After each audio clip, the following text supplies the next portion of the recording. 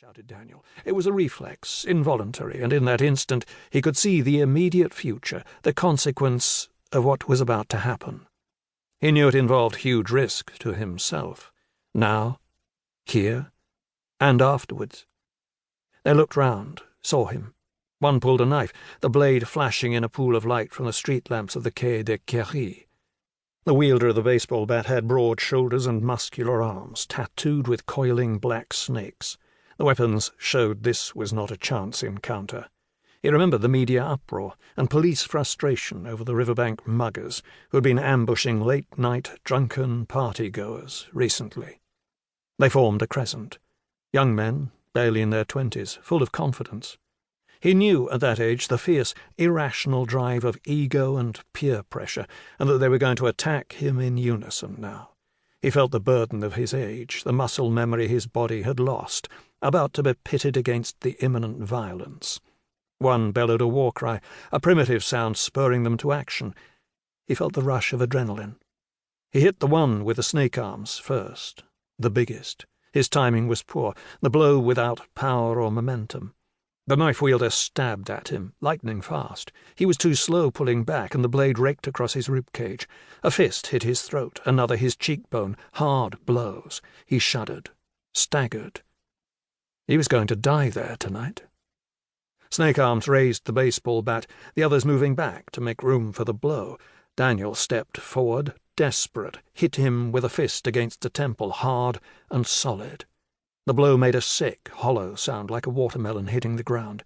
Snake Arms collapsed. Another picked up the bat. Daniel spun on the ball of his foot, reaching for the knife-wielder with his right hand. Too slow. The blade sliced his palm, deep.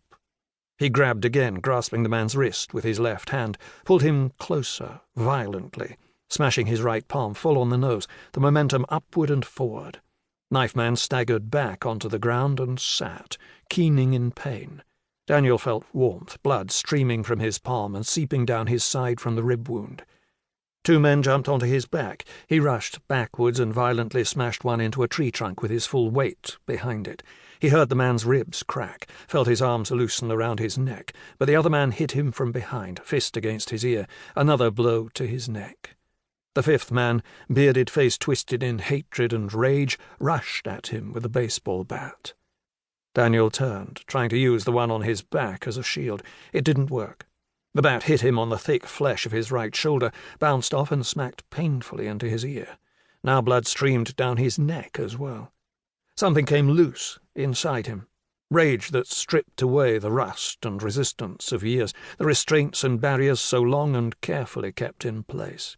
He gripped the bat tightly, twisted it out of the man's hands, seeing the eyes of his attacker turn wild and scared at the speed and power of the move. Daniel hit his head with the bat, and the man dropped to the ground. He banged the butt of his bat rearward, hitting the throat of the one on his back.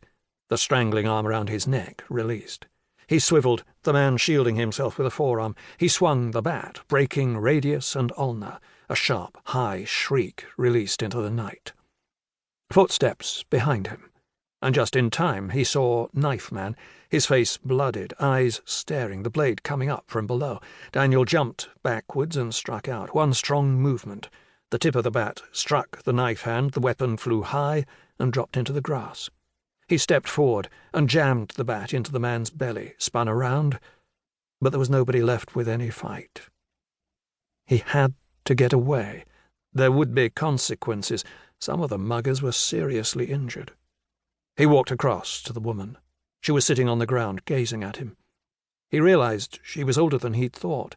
Her face was strange in shape and expression, her unusual features now frozen with fear and fascination. "Come on," he said, offering his right hand to help her up. Then saw blood dripping freely from it. He switched the baseball bat, gave her his left hand. He didn't know she would take it. He was a big black man with blood on his hands, head, and clothes, in the night, in the dark of the park. She took the hand, and he pulled her to her feet. She stood, dazed. "We must get away," he said with urgency. She nodded. He took her arm and led her through the shadows to the lights of the Rue de Seine. He looked back. The men weren't following them. He tossed the baseball bat high and hard, deep into the middle of the broad river.